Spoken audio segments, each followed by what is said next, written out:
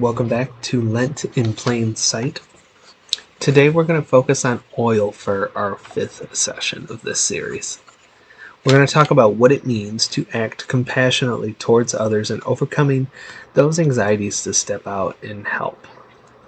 We're going to have to hear the parable of the Good Samaritan, though, which if you've been with this channel long enough now, almost 2 years, this story will probably be familiar. Join me in Luke 10. We're going to read verses 25 through 37. Then the teacher of the law stood up. He was trying to test Jesus. He said, "Teacher, what must I do to get life forever?" Jesus said to him, "What is written in the law? What do you read there?" The man answered, "Love the Lord your God, love him with all your heart, all your soul, all your strength, and all your mind, and to love your neighbor as yourself." Jesus said to him, "Your answer is right. Do this and you will have life forever." But the man wanted to show that the way he was living was right. So he said to Jesus, "Who is my neighbor?" To answer this question, Jesus said, "A man was going down the road from Jerusalem to Jericho. Some robbers attacked him. They tore off his clothes and beat him. Then he left them lying there almost dead. It happened that a Jewish priest was going down that road. When the priest saw the man, he walked by on the other side of the road. Next, a Levite came there. He went over and looked at the man. Then he walked on the other side of the road. Then a Samaritan traveling down the road came to where the hurt man was lying.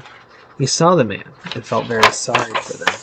The Samaritan went to him and poured olive oil and wine on his wounds and bandaged them. He put the hurt man on his own donkey and took him to an inn. And at the inn, the Samaritan took care of him. The next day, the Samaritan brought out 2 silver coins and gave them to the innkeeper. The Samaritan said, "Take care of this man. If you spend more money on him, I will pay it back to you when I come." Then Jesus said, "Which one of these 3 men do you think was a neighbor to the man who was attacked by the robbers?" The teacher of the law said, "The one who helped them." Jesus said, go and do the same thing he did." Interesting story. Again, I know I've done a lot of teaching on this parable before, but it's always a good one to use. The Samaritan Jewish people did not like each other, at all. It would be the equivalent of a racial division we would see today. And it was already so out of character that a Samaritan would help this Jewish person, but listen to how much he helped. He poured olive oil and wine for his wounds, which were valuable commodities at the time. These items were used for medical purposes most of the time, but used for cooking in other areas as well. For him to use special items like this on a person he was supposed to hate, it meant something. He also put this injured man on his own donkey, meaning the Samaritan had to walk to the nearest inn, which who knows how long that took. He continued taking care of the man as well, at the inn as well. He paid the innkeeper 2 silver coins. That equals 2 days' worth of wages, 2 days' worth of work, and was willing to pay more if needed. This is what it means to act with compassion. It's hard to do. It's scary to step out like that. It's anxious because we don't know how people will react. And it's often because of these reasons, among many other, that we don't step out like that. What would happen if we did this more often?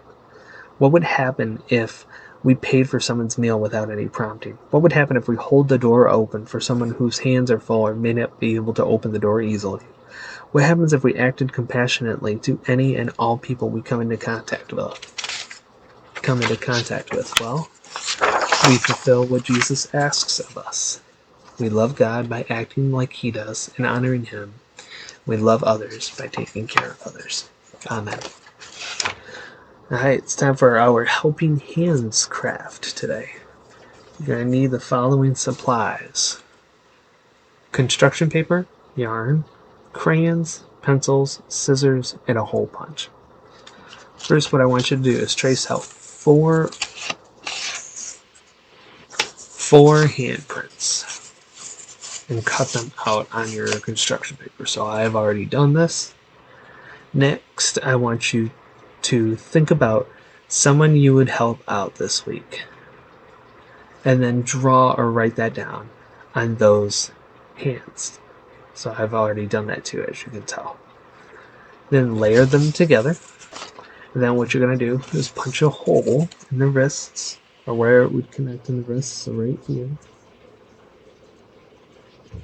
And then bind the booklet together with yarn. So I have my yarn right here. Cut out a piece. And then going to just tie this up. And now you have your helping hands. That wraps us up for this week. I'll be back next week for the series finale. And until then, stay blessed.